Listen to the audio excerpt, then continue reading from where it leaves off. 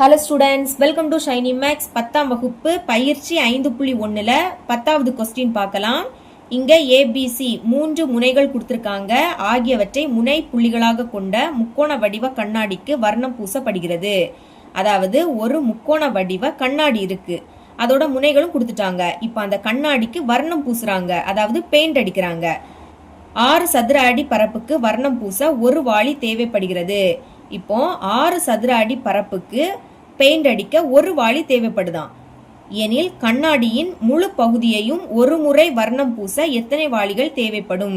என்ன கேட்குறாங்கன்னா, அந்த கண்ணாடி முழுவதும் பெயிண்ட் அடிக்க எத்தனை வாளிகள் தேவைப்படும் அதை தான் கேட்குறாங்க. ரொம்பவே ஈஸியான ஒரு சம் தான். ஃபர்ஸ்ட் நம்ம அந்த முக்கோண வடிவ கண்ணாடியோட பரப்பு கண்டுபிடிக்கணும். அடுத்து அந்த பரப்பை 6ஆல வகுக்கணும். வகுத்தா ஈஸியா ஆன்சர் கிடைக்கும். சரிங்களா? அந்த கண்ணாடி முக்கோண வடிவத்துல இருக்கு. அப்போ முக்கோணத்தோட பரப்பு தான் கண்டுபிடிக்க போறோம்.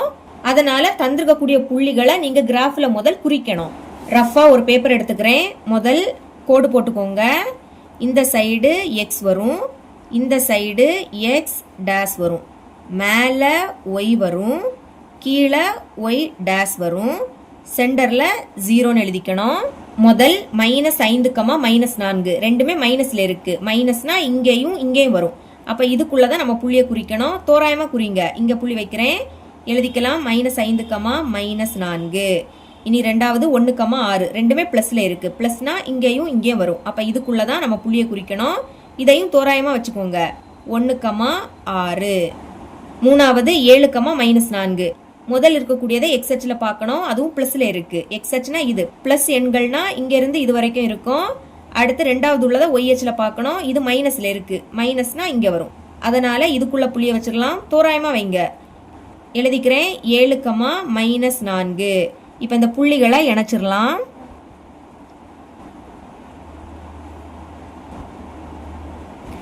இணைச்சாச்சு. இப்ப ஃபர்ஸ்ட் நீங்க எந்த புள்ளியை வேணாலும் எடுத்துக்கலாம். நான் இதை ஏன்னு எடுத்துக்கிறேன். ரெண்டாவது புள்ளியை கடிகார திசைக்கு எதிர் திசையில தான் நீங்க சூஸ் பண்ணணும். கடிகாரம் எப்படி சொல்லலும், இப்படி சொல்லலும். கரெக்ட் தானே? எதிர் திசை அப்படின்னா இந்த மாதிரி நம்ம எடுத்துக்கணும். அப்ப இது ஏன்னா இந்த புள்ளி பி, இந்த புள்ளி சி. நிறைய பிள்ளைங்க இங்க என்ன தப்பு பண்றீங்கன்னா, கொஸ்டின்ல புள்ளிய ஏபிசி அப்படின்னு கொடுத்தனால இதை அப்படியே எடுத்து சால்வ் பண்றீங்க. அப்படி சால்வ் பண்ண கூடாது. தந்திருக்கக்கூடிய புள்ளிகளை கிராஃப்ல குறிச்சுக்கிட்டு எதிர் திசையில தான் நீங்க புள்ளிகளை தேர்ந்தெடுக்கணும். இதோட பரப்பு கண்டுபிடிக்கலாம். அப்ப தரப்பட்ட புள்ளிகள் அப்படின்னு எழுதி முதல் ஏ புள்ளி எழுதிக்கணும், அடுத்து பி புள்ளி, அப்புறம் சி. தீர்வு புள்ளி எடுத்து எழுதியாச்சு. இப்போ முக்கோணம் ஏபிசியின் பரப்பு அதை தான் கண்டுபிடிக்க போறோம். ஃபார்முலாவே எடுத்து எழுதியிருக்கேன். ஓகேங்களா? பிரதியிடுங்க. 1/2 மாடுலஸை போட்டுக்கலாம். ஃபர்ஸ்ட் ஏ புள்ளி -5, -4. -5 மேலே எழுதிக்கணும். கமாக்கு அடுத்து இருக்கக்கூடிய -4 அதுக்கு கீழே எடுத்து எழுதிக்கோங்க. ரெண்டாவது பி புள்ளி 7, -4. இப்போ 7 மேலே எழுதிக்கணும். கமாக்கு அடுத்து இருக்கக்கூடிய -4 கீழே எடுத்து எழுதிக்கோங்க. மூணாவது சி புள்ளி 1, 6. 1 மேலே எழுதிக்கணும். கமாக்கு அடுத்து இருக்கக்கூடிய 6 கீழே எடுத்து எழுதிக்கோங்க. தந்திருக்கக்கூடிய 3 புள்ளியையும் எழுதின பிறகு ஃபர்ஸ்ட் இருக்கக்கூடியதை மறுபடியும் எழுதிக்கணும். -5 கீழே -4. அடுத்து 1/2 மதிப்பை பிரதியிட்ட உடனே ஸ்கொயர் பிராக்கெட் போட்டுக்கிட்டு உள்ள இந்த பிராக்கெட்டை ஓபன் பண்ணிருங்க.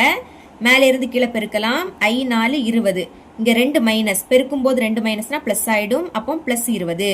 இனி 7 6 42 ரெண்டுமே பிளஸ்ல இருக்கு. அப்போ +42. இனி 1 4 4 ஒரு மைனஸ்னா அது அப்படியே வந்துடும். அப்போ -4. பிராக்கெட்டை க்ளோஸ் பண்ணிடலாம்.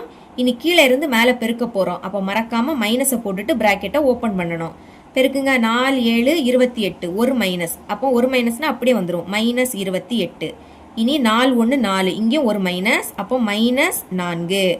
6 5 30 ஒரு மைனஸ். அப்போ -30 இஸ் ஈக்குவல் டு 1/2. பிராக்கெட்டை போட்டுருங்க. இது ரெண்டுமே பிளஸ்ல இருக்கு. அப்போ கூட்டுங்க. 20ஐயும் 42ஐயும் கூட்டினா 62. அடுத்து -4. அப்போ கழிக்கணும். 62ல இருந்து 4 கழிச்சா 58. இந்த பிராக்கெட்ல இருக்கக்கூடியது எல்லாமே மைனஸ்ல இருக்கு. ஒரே குறியீடுனா அதே குறியீடை போட்டு கூட்டணும். எல்லாமே மைனஸ்ல இருக்கு. அப்ப மைனஸை போட்டு கூட்டிருங்க. 28ஐயும் 4ஐயும் கூட்டினா 32. 32ஐயும் 30ஐயும் கூட்டினா 62. இனி இந்த மைனஸையும் பெருக்கலாம். பெருக்கும் போது 2 மைனஸ்னா பிளஸ் ஆயிடும். அப்போ +62 இஸ் ஈக்குவல் டு 1/2. பிராக்கெட்னா பெருக்கல் போட்டுருங்க. கூட்டுங்க. 58ஐயும் 62ஐயும் கூட்டினா 120 அப்படின்னு கிடைக்கும். ரெண்டாவது எப்படி கேன்சல் பண்ணலாம்? 1 2 2 6 2 12 இந்த 0 அப்படியே வந்துடும். இனி மேல உள்ளதை பெருக்கிருங்க. 1ஐயும் 60ஐயும் பெருக்குன்னு 60. கீழே 1ன்னு எழுதிக்காண்டாம். மறக்காம சதுர அலகை எடுத்து எழுதிக்கோங்க.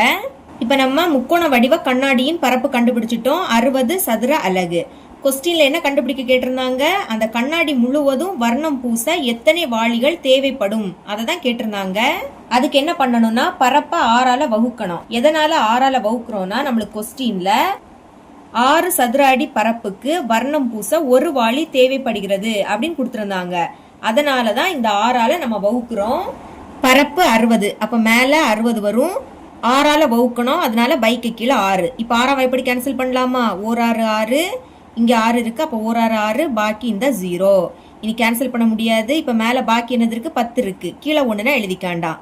அப்போ அந்த கண்ணாடி முழுவதும் ஒரு முறை வண்ணம் பூச நமக்கு 10 வாளிகள் தேவைப்படும். இவ்வளவுதான் இந்த சம்.